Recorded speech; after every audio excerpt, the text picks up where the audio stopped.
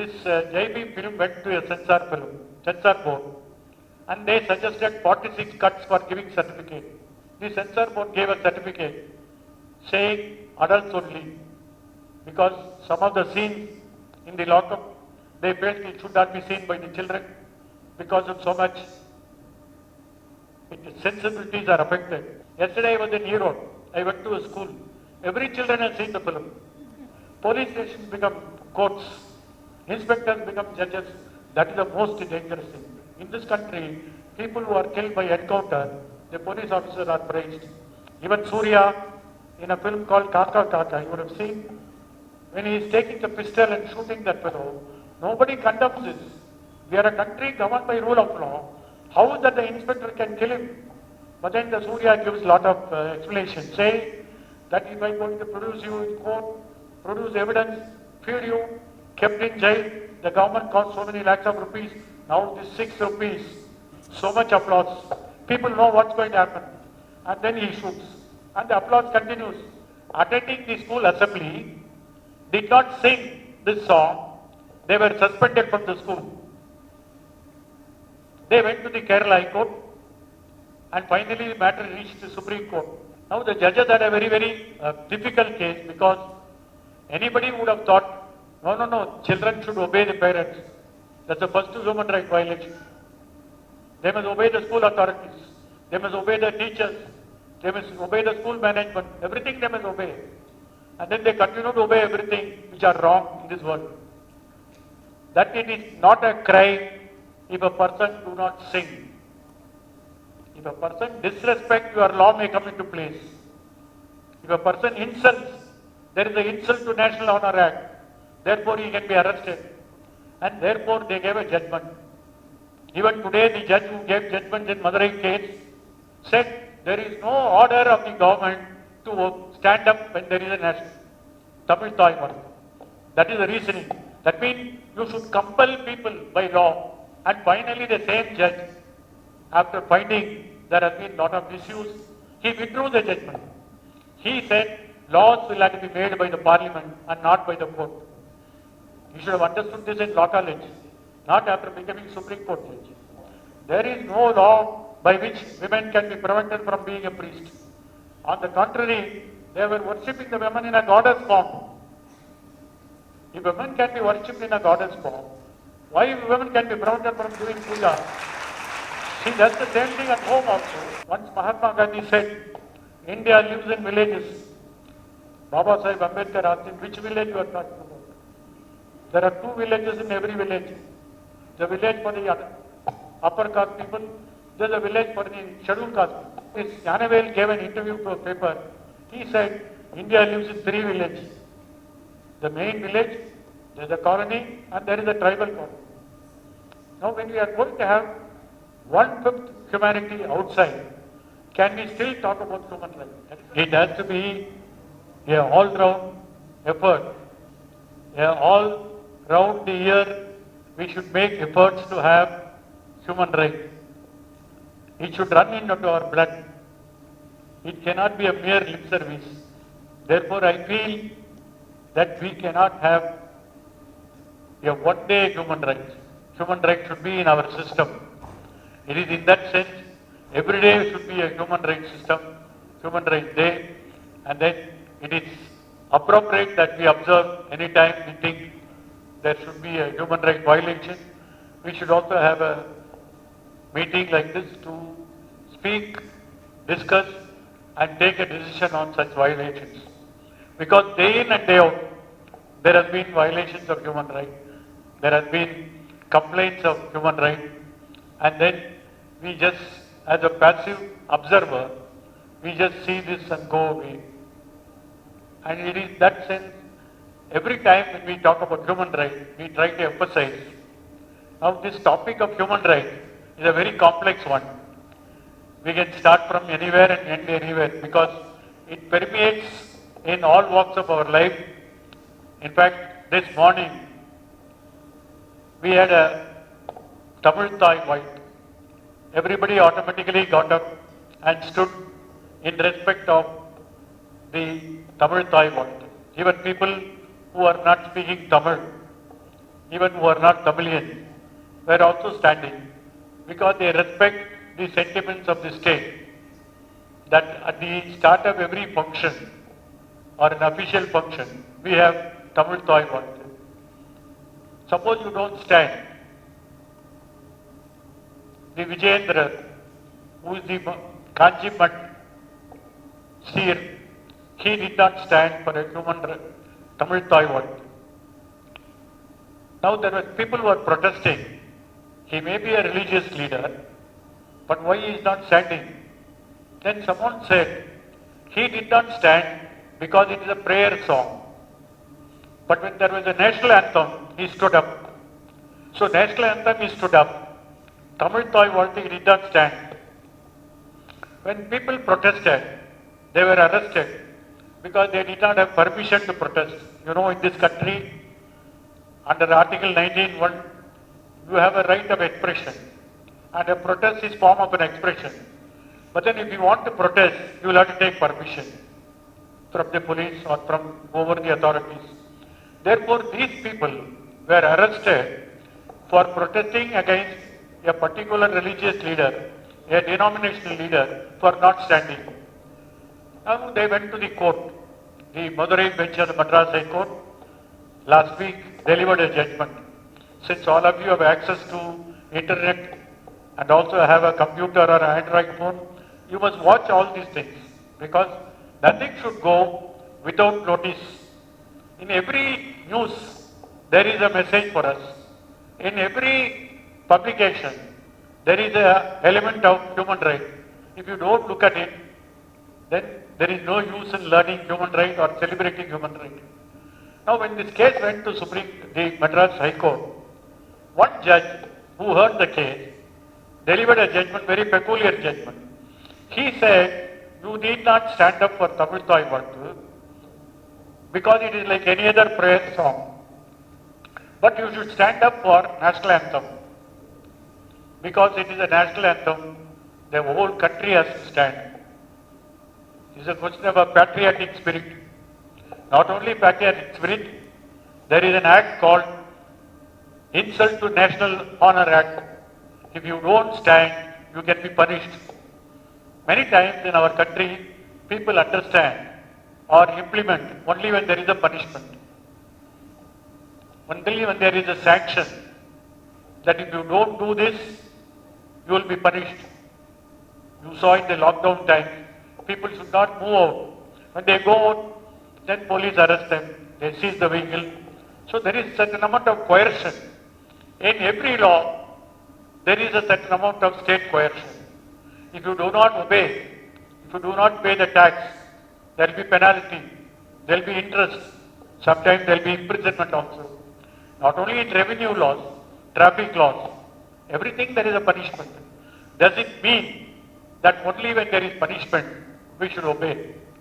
What about the constitutional right, a right of expression, right to carry on whatever duty you feel like doing? Now if you take the question of national anthem, I leave aside this judgment, it is for you to read the judgment, understand what is the implications of the judgment. I may not agree with the judgment. If all of you, some of them are not Tamil speaking, you also stand up. You respect the sentiment of the Tamil people. Therefore there is nothing like, I will only do this and I will not do that. If you want to go by the whole, the sentiments of others, then you may also have certain amount of accommodation. Please read the judgment and come to your own conclusion. But taking leave from there, you take the case of national anthem. Today I am going to speak on human rights, not on Jai Bhim. Therefore, let me explain some of these issues, which are very complicated, which comes in every walks of our life. Every time we meet these issues. When I was a school student, there was a Indo-China border dispute in 1962. Now there was an aggression on the northeast of India.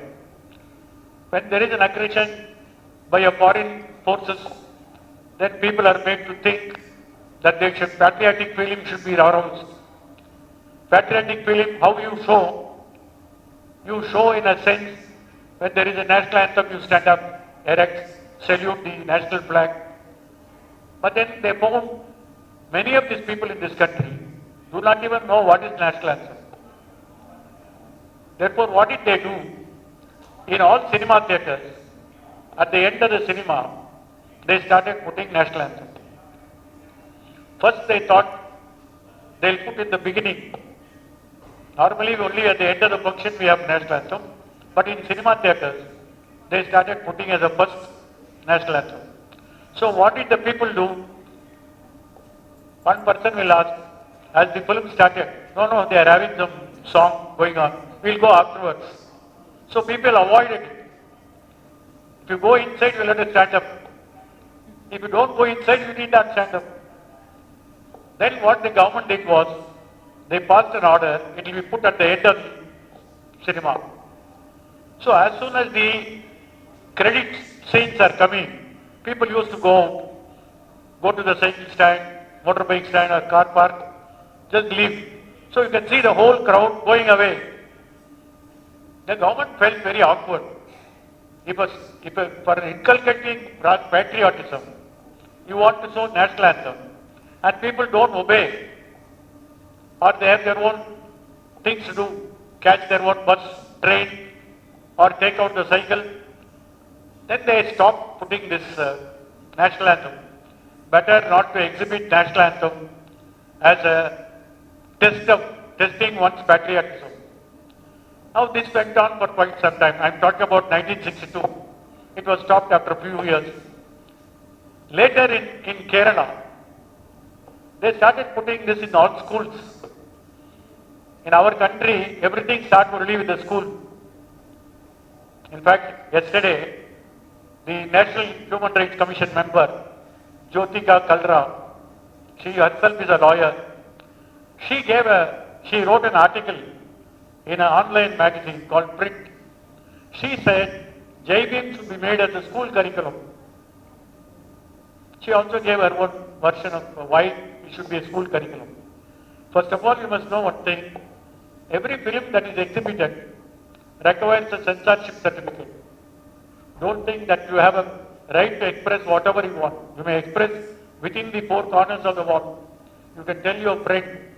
But if you want to exhibit a film in public, it has to go through the censor board. There will be a censor officer, advisory panel. They will say you must impose these cuts. Like which this Jai Bhim film went to a censor board, and they suggested 46 cuts for giving certificate. Without a censorship certificate, it can be a U certificate, which means universal. Anybody can see it. UA means under adult supervision. A boy can see only with the mother or the father. Then there is adults only. Only adults who are above 18 years can see it. So when this film went to the censor board gave a certificate saying adults only, because some of the scenes in the lockup, they felt it should not be seen by the children because of so much sensibilities are affected. Then the people who produce a film ask the censor board, why don't you, considering the value of the film, why don't you give some other certificate? They said 46 cuts. That means the entire lockup scenes will go out, police beating will go out, then there will be nothing in this film. So they refused to put any cut in the movie. Finally, it has been shown as an adults only. Now, why do you think that the children should not see it? Now you find one National Council member, Human Rights Commission member says it should be made as a school curriculum. Does she not know it has got an adults only certificate? Yesterday I was in Erode. I went to a school. Every children has seen the film, notwithstanding the certificate. Normally, when we go to theatre, do the counter wala will see us. No, not allowed. You don't have a bush. You don't have the height. Get out. We can't see adults only film. Today, thanks to OTT, everybody can see whatever they want. Now it is in that sense, this Kerala Education Department, when they issued a circular, they said in school assembly, you should have national anthem sung by the children, and every children must attend the assembly, and they should also sing the anthem. Nothing wrong. We all think it's all part of our life. But there is some people who have a religious persuasion. For them, nation doesn't mean anything. A river doesn't mean anything. State doesn't mean anything. Language doesn't mean anything. They believe in the ultimate God. Therefore, they said, why should we stand and sing this song? We will stand and show our respect. But we will not sing because we do not believe that singing the praise of a river or a language or a nation or a border, it doesn't appeal to our religious faith. And our constitution, thanks to Dr. Babasaheb Ambedkar's stewardship, this constitution provides for a right of religious faith of any choice. The choice is not of the government. Choice is that of the people. Therefore, you cannot say there will be one nation and one religion. We belong to a mosaic country. People of all religious faiths are there. So when this Biju Emmanuel and his two sisters attending the school assembly did not sing this song, they were suspended from the school. They went to the Kerala High Court and finally the matter reached the Supreme Court. Very sensitive case because we always believe that if the government says do something, you must do. We have been made to, like a puppets, sing, you can sing. Keep quiet, you can keep quiet. Run, you must run. Or sit in one place, you will sit. Very interesting questions came in courts. I have a right to life under Article 21. The state must protect my right to life and livelihood. But do I have a right to kill myself? Do I have a right to have a suicide? If there is a positive right, why not I have a negative right also? The right to life includes right not to live. Very recently we saw when this movement against corruption started, they are squatting in Ramlila Maidan in Delhi. They want to sleep during night time in the ground. Police want to remove them, saying you can't sleep in a public place. Matter went to Supreme Court. One of the argument was, I have a right to sleep. Not only right to be awake. Many times when there are boring lectures, we go to sleep also. This happens often. It is in that sense, the argument that was advanced in Biju Emmanuel case in Supreme Court was that if my religion provides that faith, you cannot compel me to sing. I have full respect for your song. I am standing up with all reverence, but I will not sing because my religion do not believe in this. Now the judges had a very difficult case because anybody would have thought, no, children should obey the parents. That's the first human right violation. They must obey the school authorities. They must obey the teachers. They must obey the school management. Everything they must obey. And then they continue to obey everything which are wrong in this world. It is in that sense, the Supreme Court said, Justice Chennappa Reddy was known for his very revolutionary views on religion and the fundamental rights of the Constitution. He delivered a judgment by saying that it is not a crime if a person do not sing. If a person disrespects, your law may come into place. If a person insults, there is an insult to National Honor Act. Therefore, he can be arrested. And therefore, they gave a judgment. People were shocked because we have a very limited understanding of what is freedom. What is freedom of expression? There are some people who welcome, people with mature mind, people who are also imbibed in human rights, they welcome this judgment. But there are people who did not welcome it. Some of the members of parliament wanted to impeach the judge who gave the judgment. They started collecting signatures, saying this judge should not deliver judgment. Which means, does it mean the choice of the individual? Judgments are delivered on the basis of the Constitution and the law. And it is one of the finest judgments. Biju Emmanuel was the state of Kerala. You must read the judgment. Today, access to information available in a touch of a button. It does not belong to lawyer and lawyer office. It is not only in law journal. You can just see the judgment. Biju Emmanuel was the state of Kerala. One of the finest judgments, quoting from all over the world authorities for the judgment. But the judges were thought to be removed from their seat. Thanks to the intervention of the Prime Minister, this was stopped. Now, where do you go from this? National anthem did not stop with the Biju Emmanuel case, it also continued. Some people said, in our country, patriotism is going down. What do we do? We should make compulsory singing of national anthem. And we should introduce, once again in cinema theatres, compulsory national anthem. Not in the beginning, not in the end, but during interval time. Now started. One person went to Gujarat High Court. Gujarat High Court dismissed saying, it is not the business of the court to make laws. You go to the government. After some time, the same person went to the Supreme Court. Make national anthem in all cinema theatres. And one judge took a fancy for this. He thought he has to prove that his patriotism is supporting this.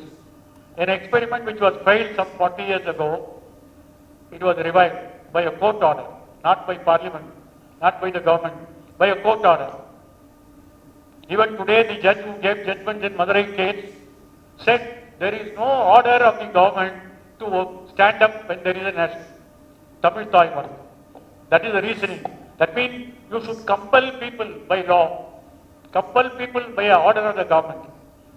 Therefore, when this judgment came, very important thing, people were arrested in cinema theatres. They went for an entertainment, and for some reason they were trying to go, there may be some message from home, or some other reason they were not standing.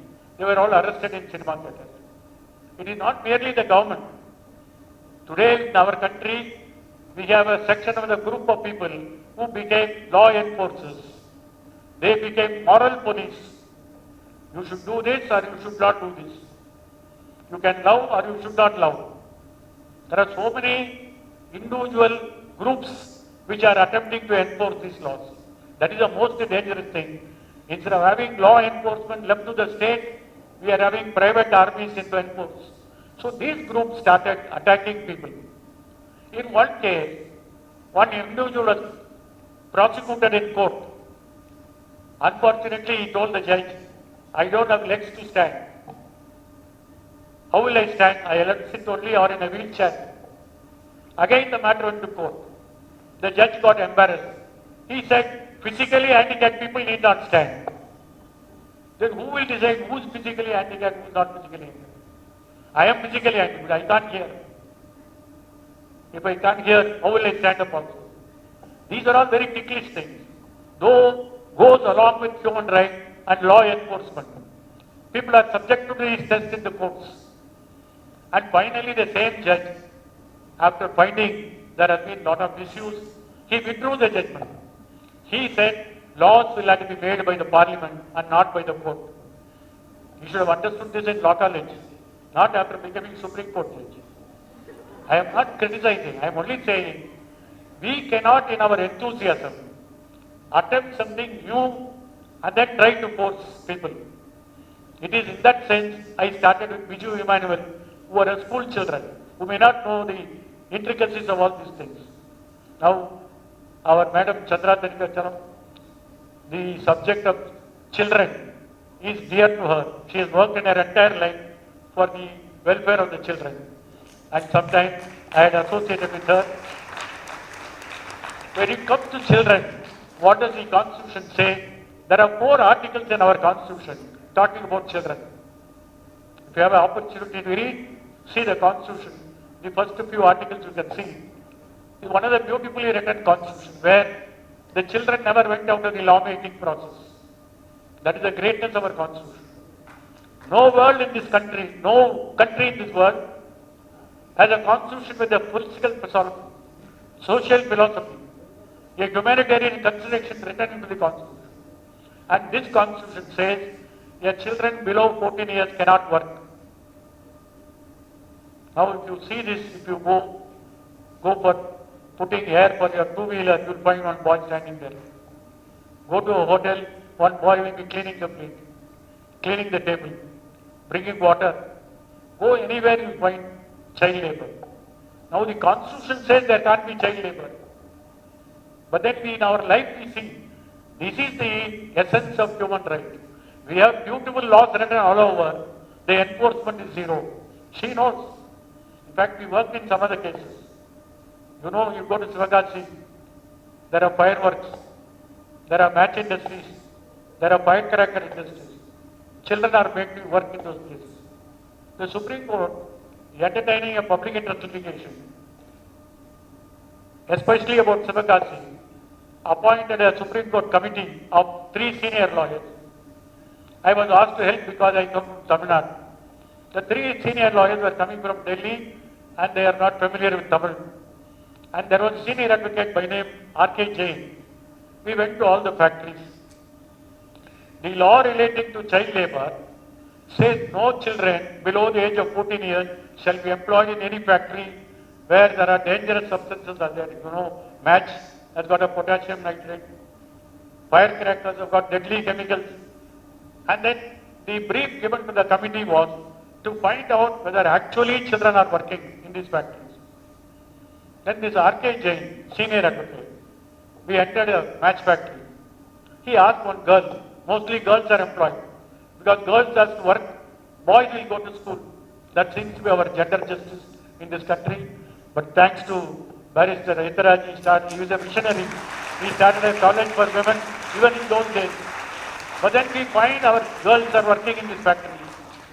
And when they go to the factory, they will be going with only with the frock, the shirt, top shirt.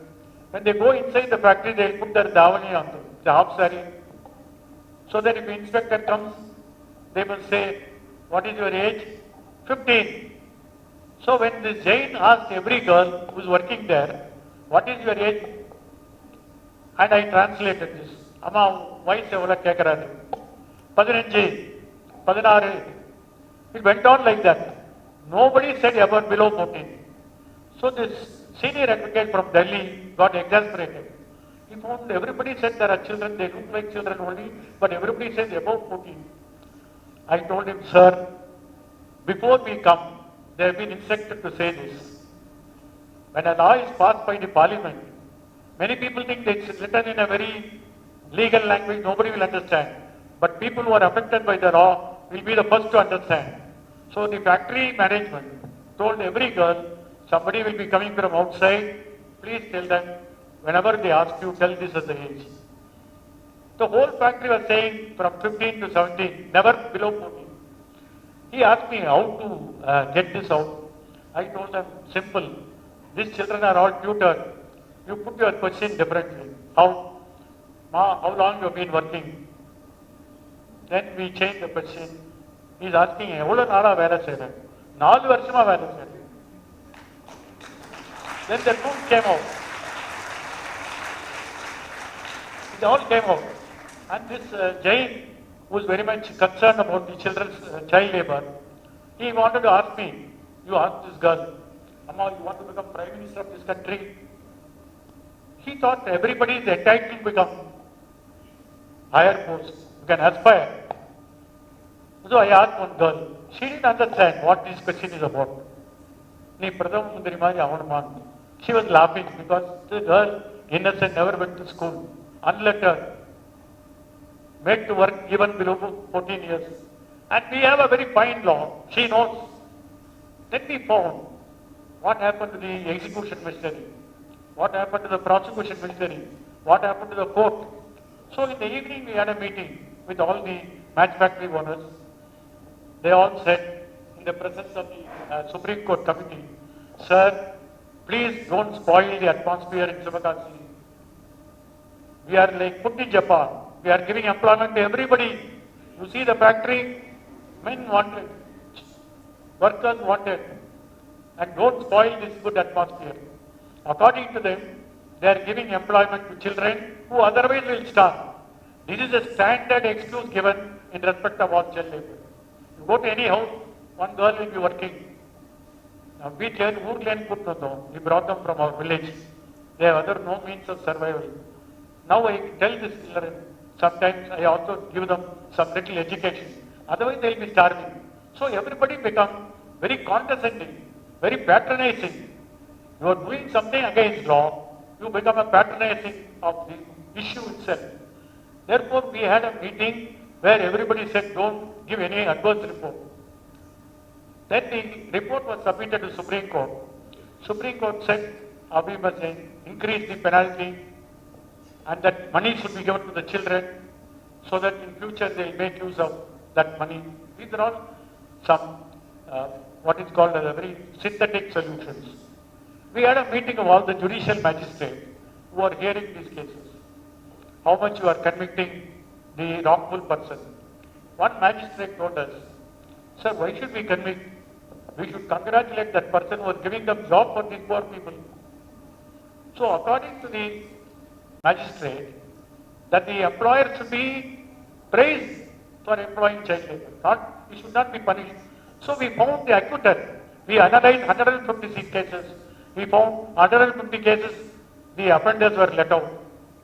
Because the magistrate thinks it is duty. In fact, one magistrate had the audacity to write in his order that instead of praising, facilitating this employer, it was wrong on the part to say to prosecute them.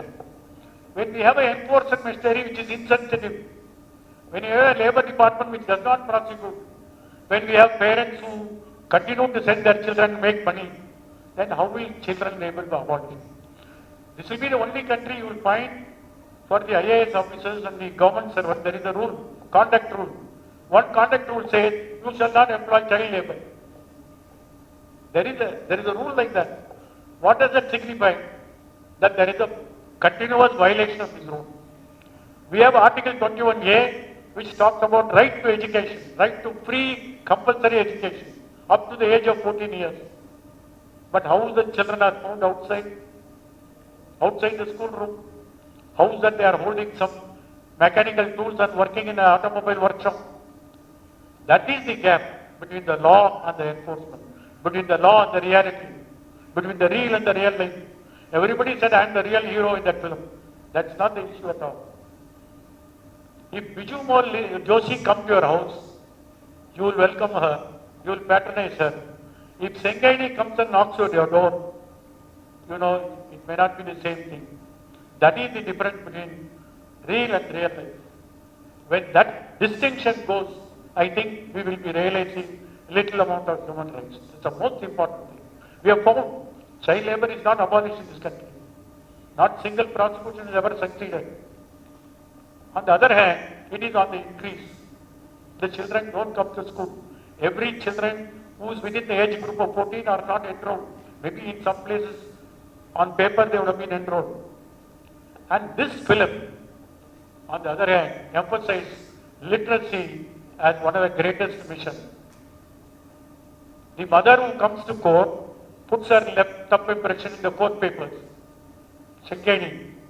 In the film end, you will find the Ali, the daughter, she sits in a chair comfortably in the lawyer's office, house come office. She reads the newspaper. The lawyer smiles at her. Maybe for the first time he ever smiles at the film. In fact, they want to depict me actually. I used to be a very moody person, they used to say. So in this film, for a contrast, the lawyer is shown as a little smile. Now when Ali reads a newspaper, what is the message? That literacy is the liberating factor for the people who are scheduled caste and scheduled tribe. Because the literacy brings you dignity. The literacy takes you out of animal existence. The Supreme Court in Mohini Jain case said that Article 31 guarantees liberty, includes dignity in life. We are not having animal existence. In order to avoid animal existence, there must be literacy. Literacy alone can make people have enjoyable Article 21. That is the judgment of the Supreme Court, because Article 21 has got only one sentence. Now the Supreme Court judgment have expanded the scope of the article. It has expanded to such an extent, people have right to access to public facilities, right access to public roads, right access to burial ground. Today we do not have a burial ground for everybody in this country. Burial grounds are segregated. I know he delivered a judgment in 2010, 2009 in Madurai that cannot be a caste-based burial ground. Burial ground should be common. In 1920 Municipalities Act, every municipality is expected to maintain a cremation shed and a burial ground. But then you find in Madurai, every caste has got a separate burial ground. So I wrote the judgment that when a government maintains a burial ground, government maintains a cremation shed, why there is a reservation? Why there should be a Brahmin burial? Why there should, they don't bury cremation ground. Now one group wanted to add to this segregation and that case came before me. I asked them, when we are born from different womb, we come from different place. But at least on the death, why not we go to the same place? What distinction it makes if you have a separate burial, separate cremation shed? In order to emphasize this point, in 1954, there was a film in Tamil, Rabbayin Kadal, and there is a song, Samarasam Kana Ulagale, Andiyum Arasanum, Samarasama Ulavu Vidame, in the burial. That is, even a pauper and the prince will find equality only in cremation ground. This I wrote in my judgment and told the government, you should abolish all this segregation. And government did not abolish, that's a different issue. But the Hindu paper wrote, a High Court judge quoting cinema song. Maybe that's the first time. I said the cinema has become part of the folklore.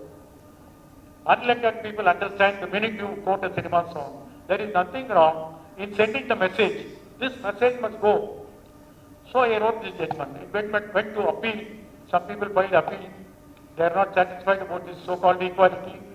The bench also appealed my order and said, it's a beautiful song that the single judge has quoted it. And the judgment remains as a judgment. But one film producer by name, he is a film director, well-known film director, Amshan Kumar. He took a film, Manushangada. This is not the first film which comes after the case. There are several cases are taken as film. That Manushangada is a film based upon my judgment. In that, they find difficulty in to find a burial ground. And therefore, they go to many places. Finally, they go to the High Court and they show one judge giving them order. Finally, they could not bury in the same place because the local resistance. So when you talk about human right, it is not merely well written in paper and court orders, but it is also enforceability. How do people accept this? Do people accept it? Do you have such maturity to accept it? We can write one order that should be absolute equality. Is that equality will come by itself? In fact, Madam Chandra was quoting from the UN Declaration. All men are equal. The US Constitution contains an article. All men are equal. What about women? What about blacks? 200 years ago, they wrote the Constitution and they never thought about the women. They never thought about the blacks. But over the period, today the blacks, you cannot say they are being discriminated. Though there is a certain amount of racism. You cannot say women are discriminated in the United States. But the word remains the same. But the content got changed because of the society's development. That is most important. Law can be written. The content of the law should be made into a reality. But what did the British do? They are very clever. They passed an act called General Clauses Act. Wherever the word he, read it as she also. That means he will include she. In our Tamil folklore you will find Umayoru Bhagan, that the woman become part of the other male. Ardhanarishwara. Equal. The equality is never recognized in our society. Society is still discriminating. That is why we have gender sensitive classes, gender sensitive orientation programs, gender studies. Even today, whatever you find, we had a similar case. In fact, somebody was saying that I delivered a judgment where women can become priests. Very interesting case. So many interesting things come to court, but only thing is we'll have no time to read all these things. But then this judgment very, very important because it shows how much bankrupt we have gone. There was a father who was a village pujari. Whenever he go to the temple, he'll take the daughter. And then the daughter realized what to do this puja, everything. She was performing. One day the father died. And then she started doing the puja. She unfortunately had two cousins who are the male in the same village. They said, you are a woman, you cannot do puja. She said that I have been doing along with my father. Whenever my father is absent, I was doing. What is your problem? Then they created a problem in the village. it became a law and order problem. When it became a law and order problem, the revenue authorities are coming. One Tahsildar came from the Taluk, Musalampati Taluk. She was a woman, that's most important. Merely because you are a woman, you doesn't become conscious of all your rights. You are also a symbol of authority. She convened a village meeting and asked why you are opposing. No, madam, only men can be pujaris, not women. Then she found the easy solution is to appease the male members who are more majority and not the women were not vocal. So she wrote a minutes by saying that the two boys will be performing the puja and this Pinnayakal, who is a lady, she must go to court and establish her right. This is a very wrong interpretation because when an executive magistrate comes to a village for enforcing law and order, she has to only maintain status quo and she has to ask the warring party to go to the court. She should have asked the cousins to go to the court and not this lady because she was already doing the puja. On the other hand, she wrote. So in my judgment I wrote that this lady being a woman, she has not only understood the constitution, she failed to discharge the duty as the executive magistrate because she should have protected this woman. Then I examined this issue more deeply and found there is no law by which women can be prevented from being a priest. On the contrary, they were worshipping the women in a goddess form. If women can be worshipped in a goddess form, why women can be prevented from doing puja? She does the same thing at home also. She tells her children how to be religious. She performs every ritual at home. And why do some people say that they cannot? So I wrote in my order that there is no legal provision to stop women being a priest in a temple. And in the Vedic time, there are very many Vedic scholars who are women in our country. And therefore nothing prevents them.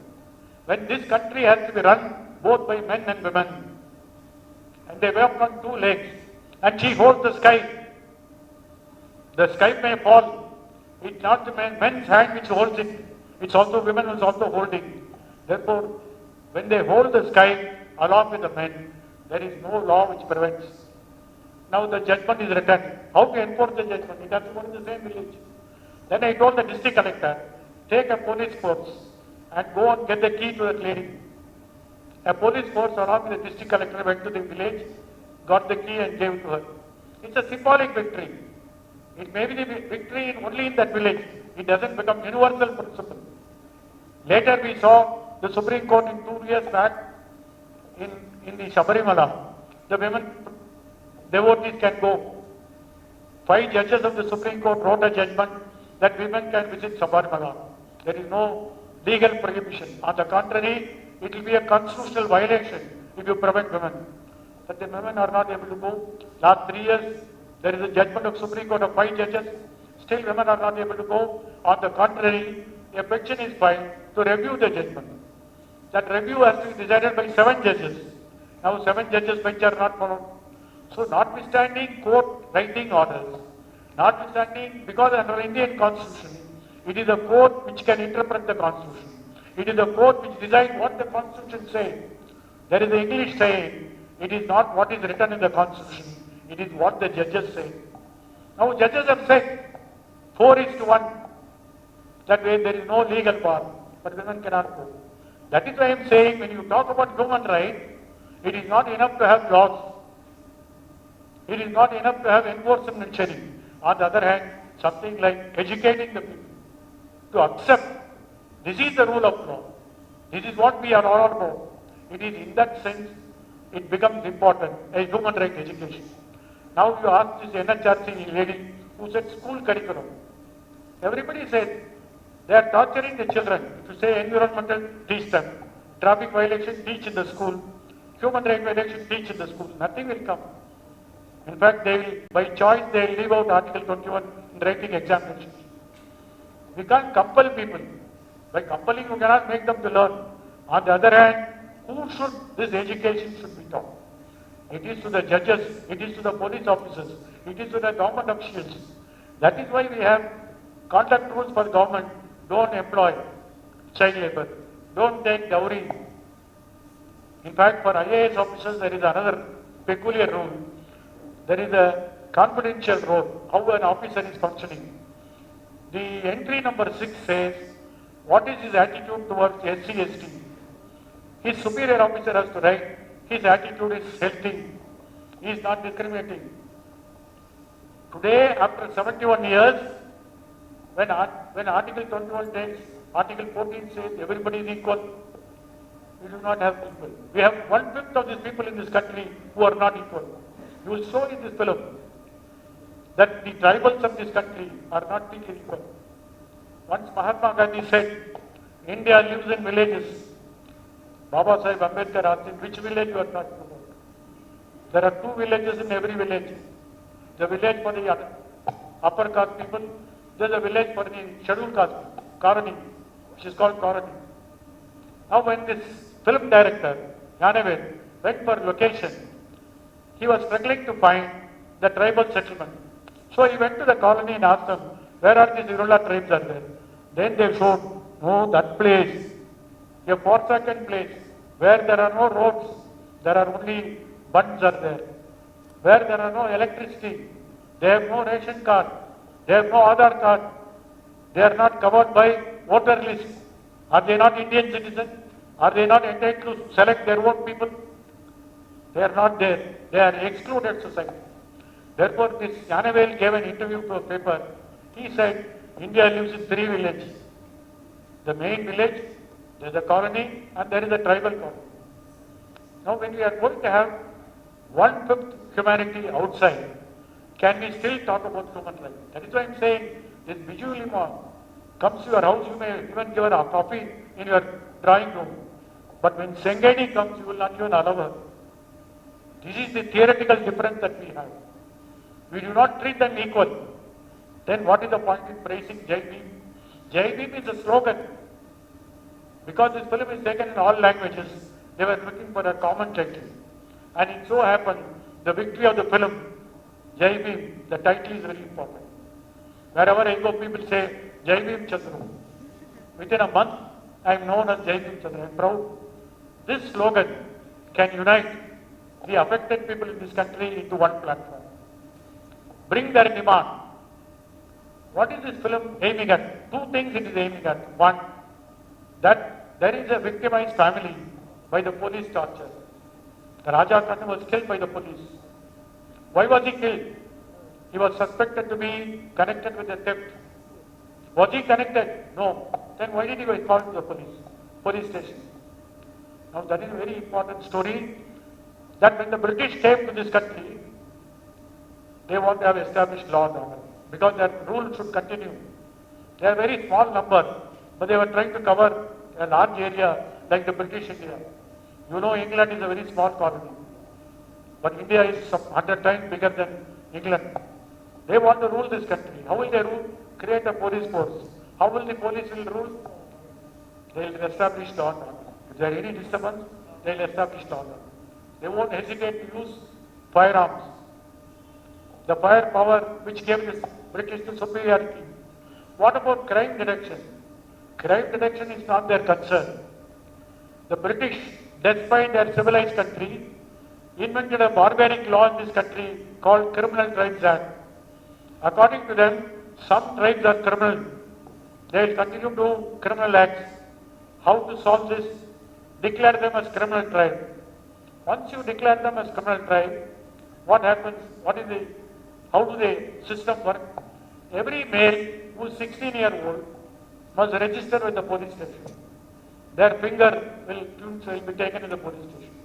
In Tamil, it is called Keral Sattam. Keral means the finger, thumb impression. Their height, weight, their body marks, everything is noted. Now once the record is complete, if there is a crime in that locality, there will be a tom-tom in the village. All males are required to surrender at the police station. Within 24 hours, if they do not surrender, the person who is absenting themselves, he is a criminal. The inspector becomes a judge, the police station becomes a court. Punishment, whatever he thinks, can be the punishment. Like this, the criminal tribes, the tribes of this country were punished out of a most uncivilized law, out of a law which defies every kind of human right. They have been punished. The Congress party and the Communist party demanded repeal of this law. saying it's against human dignity. How do you say the whole community is tribal, criminals? The British refused because that is an invention they made. In England they may be civilized. England they may be talking about John Stuart Mill, essays on liberty, which should be made as a lesson for us. What is liberty? But in India, they were exploiting this country. They were killing the tribals. They were victimizing them on false ground. After the independence, as promised, the Congress party withdrew this Criminal Tribes Act. So what is the tribes are now known as denotified tribe, GNT. In Tamil they are called Seer Marabinar. Once it is Seer Marabinar, denotified tribe, they should have a honorable living, but the policeman doesn't think anymore they are denotified. In their mind, they are continued to be the criminal. Therefore, in any place, if there is a crime, they look for Paravas, they look for Irulas, they look for Vadar. Every tribe they look for. If one person is caught, that is enough for them. So this film is attempting to show the debauchery of the criminal justice system in this country.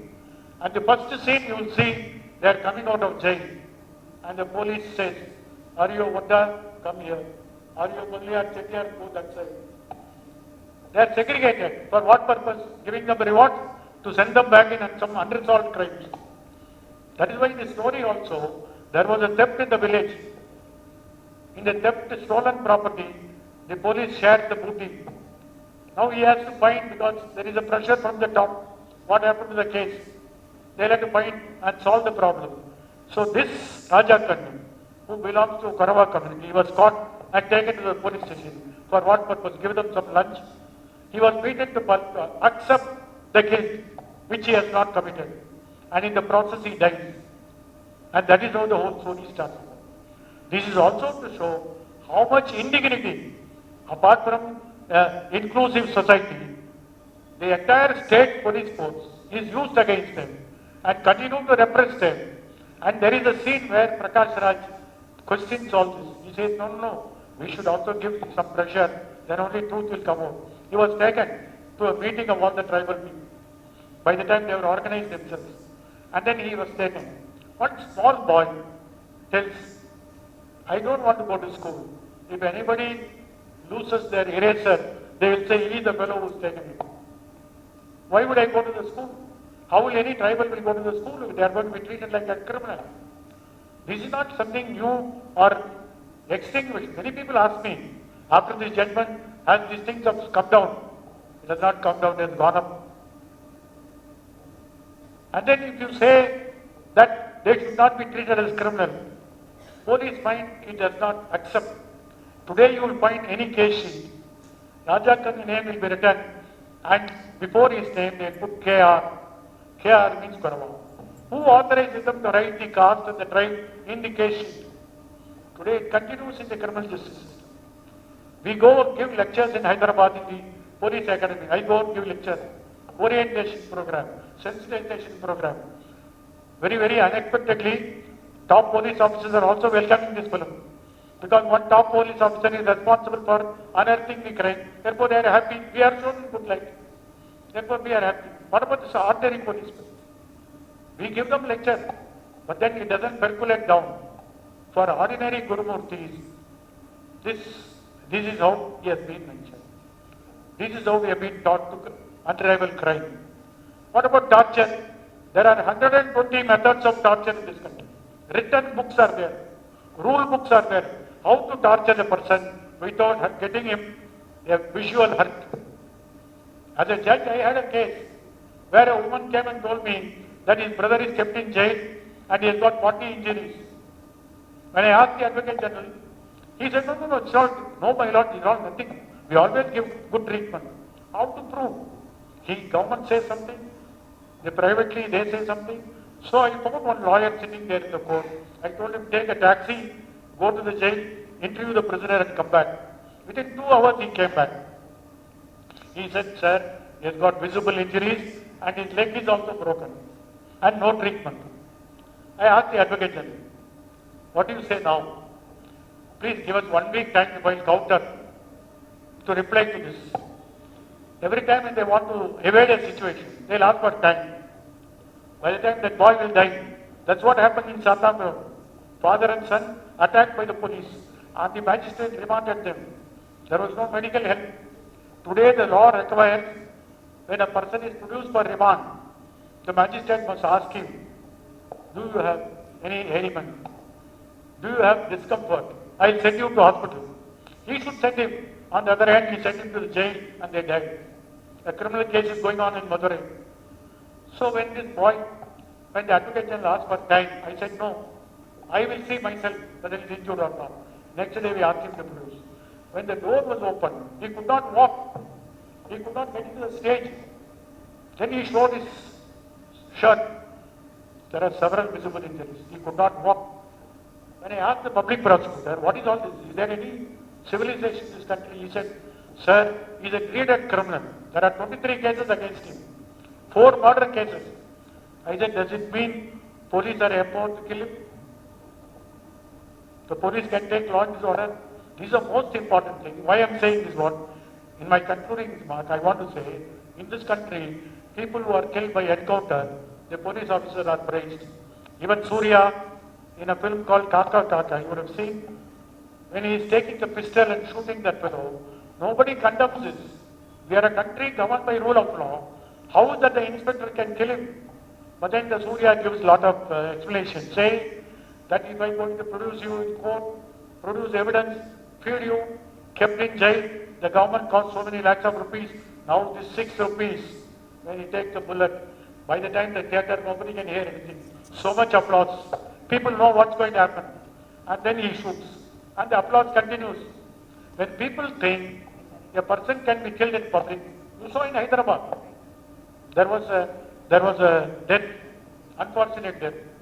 But the inspector was garlanded, sweets were distributed. In Nirbhaya case, people said, hang these killers. I told them they'll have to be hanged only after a trial. No, sir, your judges will take your own time. This is the best solution. So we think, we applaud. When there is no rule of law, we applaud. Police stations become courts. Inspectors become judges. That is the most dangerous thing. In human rights, the first lesson could be rule of law. No person's liberty can be curtailed except by the procedure established by law. That is Article 22. We can't be impatient. We can have instant release, we can have instant copies, but we cannot have instant death. I told them, there is no law by which a juvenile can be punished. She knows how many juveniles she is dependent. If a boy is below 16 years, now 18 years has now become 16 years, he can't be hanged, he cannot be tried in others. But then the people who are protesting said, hang them. They asked me, somebody asked me very seriously, sir, is there not a law by which this boy can be hanged? I said, there is no law. Then change the law. And government change the law. Because it is a vote bank politics that we are having. You want a law, we'll bring a law tomorrow. It is not, that is why Justice Krishna, whom I have kept as a mentor, he said it is not by the law who people are killed. It is by the unlaw. It is like the police station in Kamapuram where people are killed. Not by any court. It is the unlaw we will have to oppose. The human rights are meant to educate people that law must provide and not, otherwise this country will become a jungle. And that is what this film is saying. The second message which I want to tell you, when a woman comes with a thumb impression, her daughter reads, as I told you, education is a liberating factor for the scheduled caste, for scheduled tribe, for anybody for that matter. Dr. Ambedkar said, learn, educate and agitate. That slogan has come out in this film. The woman starts reading. I think once a day will come when these people will get up and say, I am no longer an excluded people. I am part of these inclusive people. Bharat, that is India, that is Bharat. I belong to this country. There is a faith in this law. There is a faith in the judiciary. There is a faith in the system. Therefore, give me my share. This demand has now come after this film. In fact, the Chief Minister who saw this film, he was very much moved. He wrote a letter. No Chief Minister writes letters to cinema production company, but this Chief Minister wrote.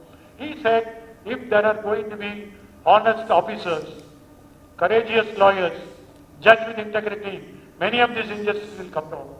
He did not say it with any propaganda purpose. On the other hand, he also said, our planning radar has not attracted them. We will now start looking into that problem. On the Diwali day, he went to a village in Mahabalipuram, where there is a Parava settlement is there. He spent his entire day there. He took all officers. On the spot, there were community secretaries. On the spot, there were pattas. On the spot, there were house pattas were given.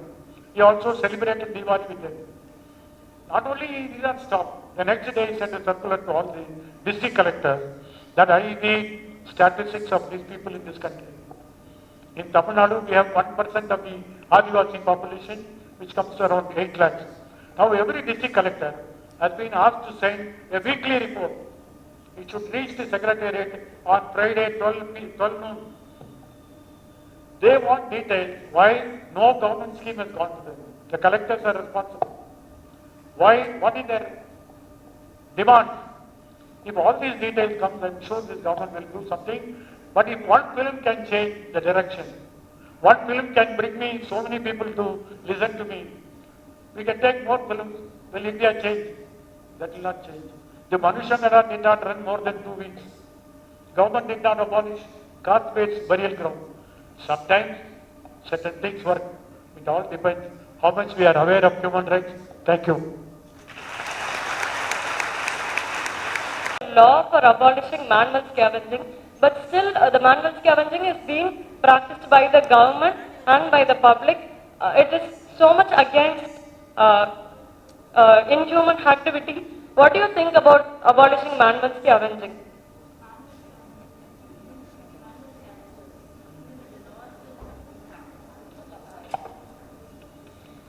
Every labor has to be have some dignity, and you know when how this whole thing was started was in 1920 when the District Municipalities Act was passed by the British government.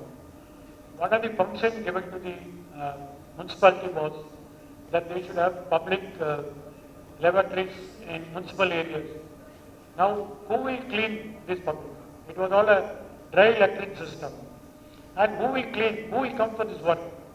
So the entire Madras Presidency, which comprised of parts of Karnataka, coastal Andhra, and North Malabar, and Tamil Nadu in one area, when this has to be administered in different municipalities, people from different states who belong to the scheduled caste population, they came for this work. But they did not work in their own state where they came. That is why you will find in Madras city, Adi Andhras, who are doing this cleaning work. Now this went on, people did not mind, they had a dry system. Even now, when you go to several places in Madras, in fact, I wrote an article 2 years back. I went to a senior advocate's house. In the backside there was a small lane. He told me that's a lane where these people will come and clean the laboratories and go. That's still there, the remains are there. It's only after the Constitution came, when people started agitating against this kind of humiliating task, the Supreme Court insisted that they should stop. But all this wishful thinking does not become reality if Supreme Court says so. So there was a manual Changes Act was passed. The Act provides for penalty. But even now when you go, the drainage pipes, people are all getting into the pipe and cleaning by hand. Now there is a whole lot of gap between what is the actual position and the ground reality. The court could not do anything. In fact, Hindu paper published some 7 years back a picture of a man getting into the manhole. The Supreme Court issued a notice. They asked the Hindu editor N. Ram to be present in Delhi to issue contempt notice against the state government. But then every day there is a contempt application. Every day there are applications are filed.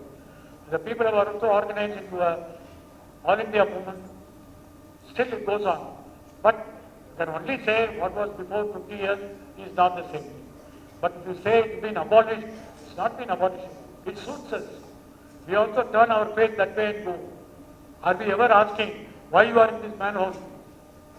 Have you ever written to the commissioner saying, I saw a manhole, person is getting into the manhole? It suits us because we are very happy such situations are there. There are many unapproved layouts in the Madras city, in every city, in suburban areas. All unapproved area layouts do not have drains. They have septic tanks and they hire people to clean it. Therefore, there are, between the law and the reality, there is a huge gap. Unless the gap is narrowed down, there is no question of redemption, not only for these people, for anybody for that matter.